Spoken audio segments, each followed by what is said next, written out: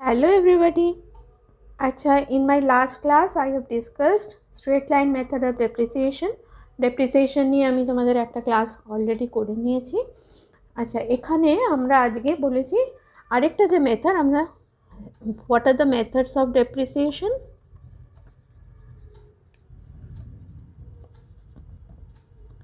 আমাদের সিলেবাসে কি আছে? একটা হচ্ছে স্ট্রেট লাইন মেথড আর আরেকটা হচ্ছে ডিমিনিশিং ব্যালেন্স মেথড, যেটা আজকে আমরা করব।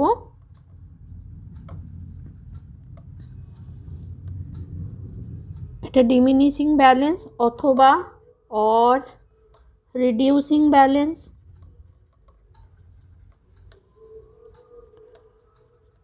or written down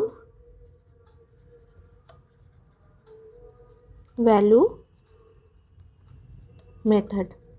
ওকে, তাহলে এই তিনটে নামে পরিচিত এই একটাই, মানে কি এটা কি আমরা সিম্পল একটা ইয়েতে দেখি। যদি আমার কস্ট অফ অ্যাসেট হয় রুপিস 1 লাখ, ওকে, তাহলে আমি স্ট্রেট লাইনে আমরা কি করেছিলাম, যদি 10% ডেপ্রিসিয়েশন চার্জ করা থাকে পার অ্যানাম, 10% পার অ্যানাম বেসিসে ডেপ্রিসিয়েশন হয়, তাহলে সেক্ষেত্রে কত হবে? 10,000 টাকার ডেপ্রিসিয়েশন হবে। তাহলে এই প্রতি বছর এই 10,000 করেই আমি চার্জ করব ডেপ্রিসিয়েশন, ওকে, করে আমার ভ্যালুটা কমতে থাকবে। কিন্তু আমরা যখন ডিমিনিশিং ব্যালেন্স মেথড করব, তখন আমরা কি হবে, আমার যে ভ্যালুটা যদি 10% ডেপ্রিসিয়েশন পার অ্যানাম হয়, তাহলে আমার এক্ষেত্রেও প্রথম বছর 10,000 হবে। তাহলে আমার প্রথম বছর 10,000 হওয়ার পর আমার কি হবে, ব্যালেন্সটা 90,000 হয়ে যাবে। তারপরের বছর এই 90,000-এর 10% হবে, তাহলে কি হবে 90,000 10%, তার মানে কত দাঁড়াচ্ছে সেটা, আবার সেটা 9,000 হয়ে যাবে। এই 9,000 টাকা তখন ডেপ্রিসিয়েশন হিসেবে বাদ যাবে, সেটা হয়ে যাবে 81,000। আবার তারপরে এটার ওপর 10%, এই যে ভ্যালুটা কমতে যাচ্ছে, তাহলে যেটা রিটেন ডাউন ভ্যালু হচ্ছে, আস্তে আস্তে ভ্যালুটা ডিমিনিশ করছে বা রিডিউস করছে, সেই ভ্যালুর ওপর আমরা ডেপ্রিসিয়েশন চার্জ করছি। হ্যাঁ, কিন্তু আগের অঙ্কতে আমরা যখন স্ট্রেট লাইন, এটা হচ্ছে আমার রিডিউসিং, মানে এটা নাম্বার 2 প্রসিডিওর। নাম্বার 1-এ ডিফারেন্সটা শুধু বোঝাবার জন্য আমি এটা বোঝাচ্ছি। ফার্স্ট ইয়ারে আমার 1 লাখ আমার কস্ট অফ অ্যাসেট ছিল,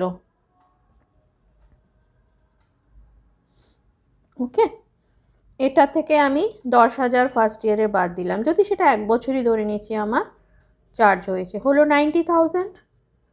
পরের বছর আমি 10,000-ই বাদ দেবো। এটা ফার্স্ট ইয়ার, এটা সেকেন্ড ইয়ার, তাহলে আবার হয়ে যাচ্ছে 80,000। নেক্সট ইয়ার থার্ড ইয়ারে আমার গিয়ে আবার কি হবে, আবার 10,000 টাকা বাদ দেব, তাহলে থার্ড ইয়ারে আমার হয়ে যাচ্ছে 70,000।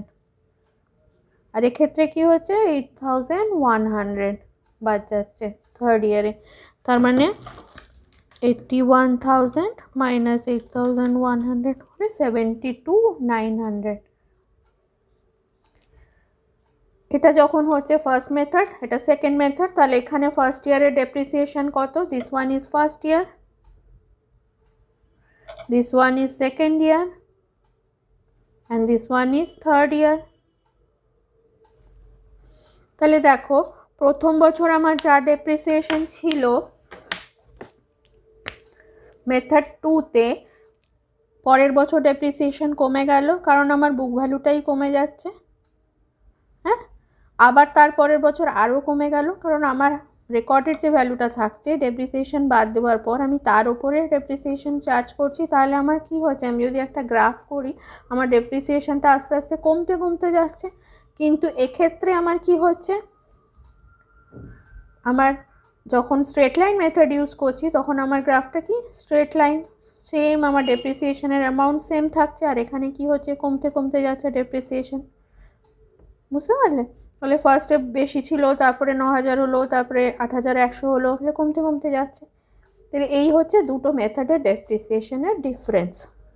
কিন্তু আমাদের জার্নালসগুলো সেম থাকবে, শুধু যেহেতু আমাদের ক্যালকুলেশন অ্যামাউন্টগুলো চেঞ্জ হয়ে যাবে, সেই জন্য আমরা কি করে সেটা অ্যাকাউন্টিংয়ে করব সেটা এবার আমি তোমাদের দেখাবো। আচ্ছা, আমরা তাহলে কি দেখলাম এতক্ষণ যে ডিসকাশনটা হলো, এর থেকে আমরা কি পেলাম, যে আমাদের যখন ফার্স্টে আমরা স্ট্রেট লাইন মেথডে ডেপ্রিসিয়েশন চার্জ করি, সেটা আমরা অরিজিনাল কস্ট অফ অ্যাসেটের ওপর চার্জ করি। This is the original cost of asset, তার উপর একটা সার্টেন পার্সেন্টেজ চার্জ করা হচ্ছে। আর এক্ষেত্রে কি হচ্ছে, আমার যে রিটেন ডাউন ভ্যালু, মানে প্রত্যেকবার আমার ভ্যালুটা যে কমে যাচ্ছে, যে রিটেন ডাউন ভ্যালু হচ্ছে, এই ভ্যালুর ওপর সেই পার্সেন্টেজ যেটা দেওয়া থাকছে, সেই পার্সেন্টেজ অফ ডেপ্রিসিয়েশন আমরা চার্জ করছি। ঠিক আছে, এবার আমরা একটা ইলাস্ট্রেশনের সাহায্যে আমরা let us see how we do the accounting treatment in diminishing balance method of depreciation. Hello, এবার দেখো আমি তোমাদের একটা অঙ্ক এখানে স্ক্রিনে দিয়েছে, written down value method, diminishing balance মেথডে একটা অঙ্ক করতে হবে আমাদের। মেজার্স এম ইন্টু প্রাইস, তাহলে ফার্স্ট আমরা কি লিখব, in the books of M enterprise.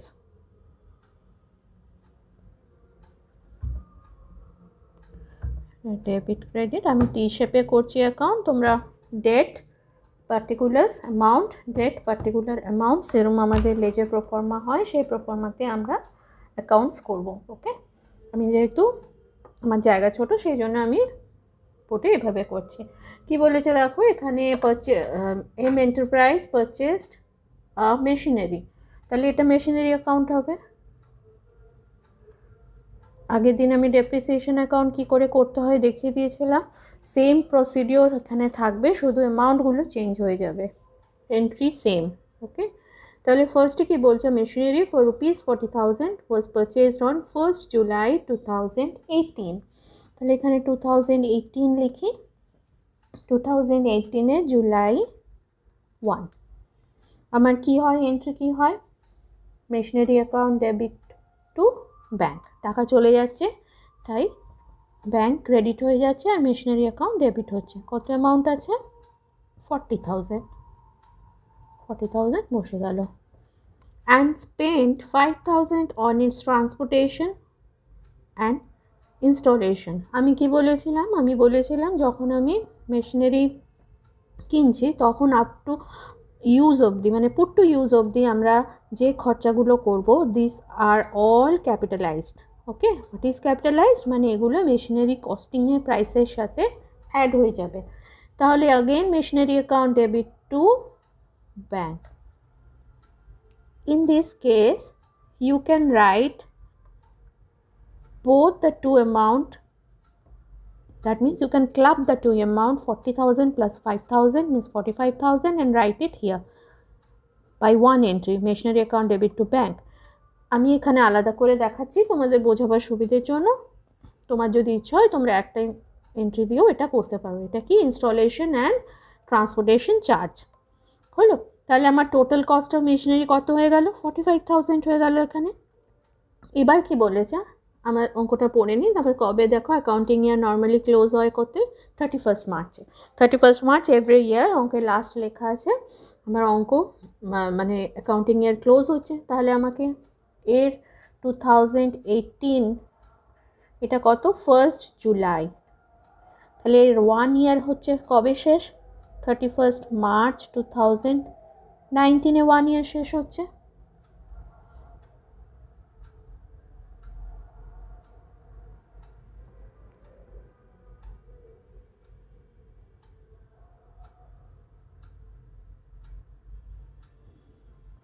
ওকে, তাহলে এটার 1 ইয়ার শেষ হচ্ছে 2019-এ। ওকে, তাহলে এবার আমাদের কি হচ্ছে, 2019-এ যখন 1 ইয়ার আমার শেষ হচ্ছে, তাহলে আমার এখানে ডেটটা আমি কি দেবো, 2019 31st মার্চ 31st। আমি কি করব, ডেপ্রিসিয়েশন চার্জ করব। ডেপ্রিসিয়েশন চার্জের আমার এন্ট্রি কি, depreciation account debit two machinery, depreciation is an nominal account, তাই ডেপ্রিসিয়েশন আমার কি হবে, এক্সপেন্স, তাই এটা ডেবিট হয়েছে। Depreciation account debit two machinery account, তাহলে আমার এটাই আমি পোস্টিং করছি, ডেপ্রিসিয়েশন অ্যাকাউন্ট ডেবিট মানে, বা আমার এটা মেশিনারি অ্যাকাউন্ট, তাহলে মেশিনারি অ্যাকাউন্টে আমি কি লিখব, বাই ডেপ্রিসিয়েশন। আমরা এই ধরনের পোস্টিং আগে শিখেছি, ওকে। তাহলে মেশিনারি অ্যাকাউন্টে আমি কি লিখব, বাই ডেপ্রিসিয়েশন। এবার ডেপ্রিসিয়েশন কত আমাকে ক্যালকুলেট করতে হবে, what is the amount of depreciation, আমার কস্ট অফ মেশিনারি কত, 45,000, তাহলে এখানে 45,000 ইন্টু 20%, এটা 20%, কিন্তু এটা কবে হয়েছে, পুরো জুলাই থেকে আমার কত মার্চ অবধি ক্যালকুলেট করতে হবে, ফুল 1 ইয়ার নেই, তাই আমি ফুল 1 ইয়ার নিতে পারবো না। তাহলে আমার July, August, September, October, November, December, January, February, March, that is for 9 months, তাহলে into 9/12, this is the amount of depreciation.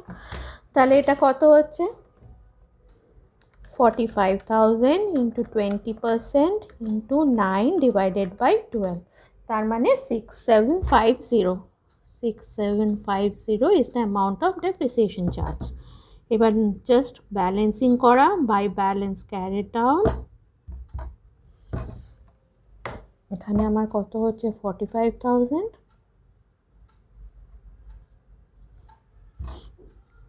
এখানে মাইনাস 45,000, 38,250, 38,250, জাস্ট এটা 45,000 থেকে আমার ডেপ্রিসিয়েশনের অ্যামাউন্টটা বাদ দিয়ে দিচ্ছি, 6750 করে আমার 38,250 আসছে। তাহলে সেই জিনিসটাই আমি এখানে নামিয়ে দিই। ফার্স্ট এটা কত হচ্ছে, পরের 2019 এপ্রিল 1 কত করব, 2 ব্যালেন্স বিডি 38,250, ওকে, 38,250। এবার আমার হচ্ছে দেখো, আবার একটা machinery, another machinery was purchased on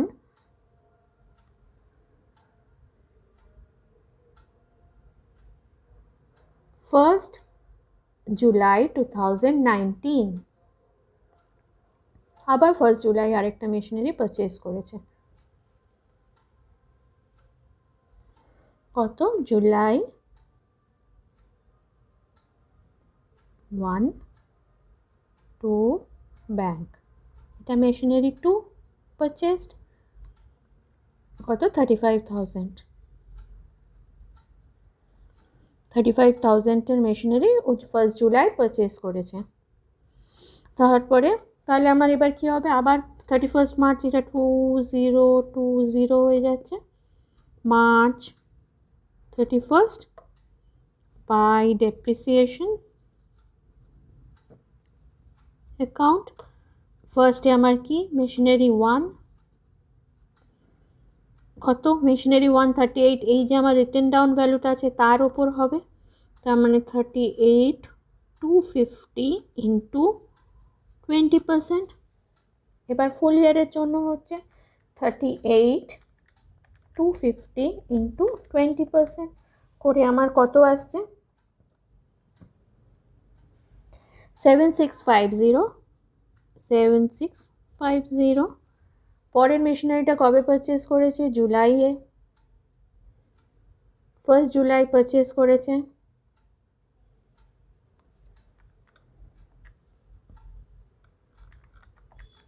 $35,000 into আবার সেই 9 মান্থসের জন্য, এবার মেশিন 2 কত, 35,000 ইন্টু 20% ইন্টু 9/12, 9 মাসের জন্য করেছে যেহেতু,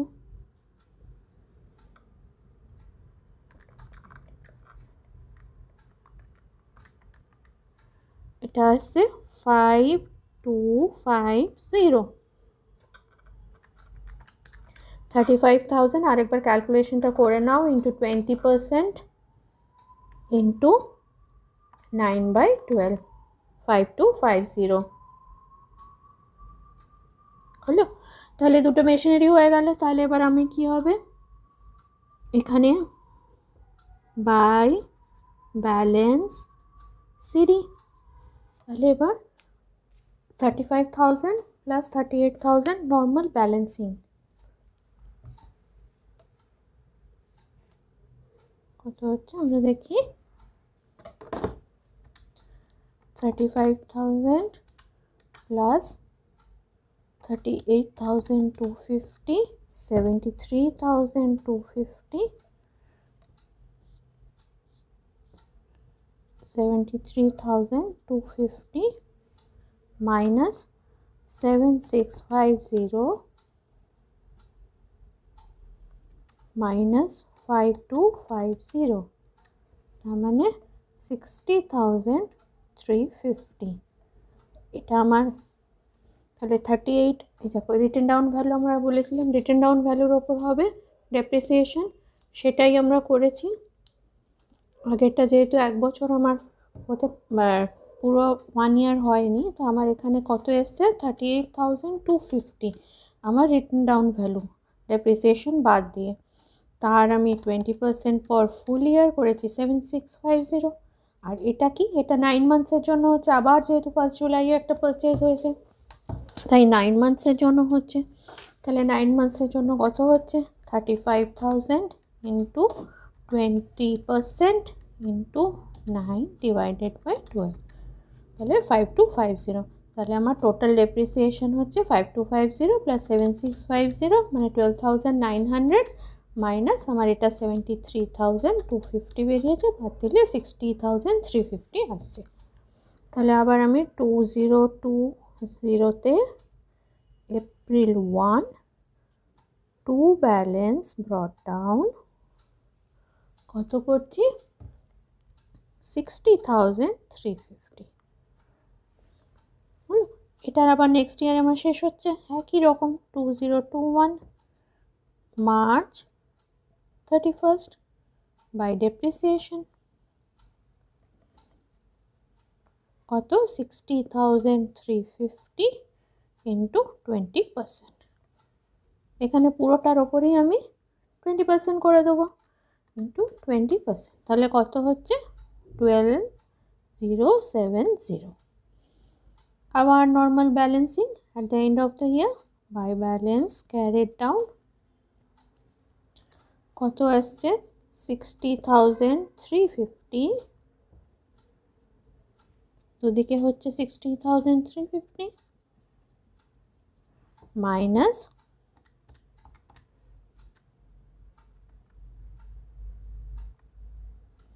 12,070, তার মানে আমার আসছে 48,280 হলো। এটাই আমি আবার 2021-এ নামিয়ে দেবো এপ্রিলে 1 এপ্রিল টু ব্যালেন্স ব্রট ডাউন কত 48,280। তাহলে আমি দেখো প্রত্যেকটা রিটেন ডাউন ভ্যালুর ওপর আমি ডেপ্রিসিয়েশন চার্জ করলাম। এখানে আর মেশিনারি 1 মেশিনারি 2 আলাদা করে করলাম না, কারণ the rate of depreciation is same in both the machinery and both the machinery has worked for full year। তাহলে কি কি ক্রাইটেরিয়ার জন্য, এখানে আমার অঙ্কটা শেষ হয়ে গেল, আমি 3 ইয়ার্স করে শেষ করে দিচ্ছি। তাহলে when both machine worked for full year, আরেকটা কি criteria rate of depreciation is same on both the machine। তাই জন্য আমি কি করলাম, তাই জন্য আমি যে রিটেন ডাউন ভ্যালুটা এসেছিল মেশিন 1 মেশিন 2 করে, সেখানে আমি এটা ডাইরেক্ট ডেপ্রিসিয়েশন চার্জ করে দিলাম। আর এখানে কোনো মেশিন সেল অফ বা ডিসপোজড অফ হচ্ছে না, তাই জন্য আমার আর কোনো ক্যালকুলেশন নেই করার, তো অঙ্ক এখানে আমার শেষ হয়ে গেল। 3 বছরের আমি ডেপ্রিসিয়েশন দেখালাম। Okay, thank you for watching, see you in next class.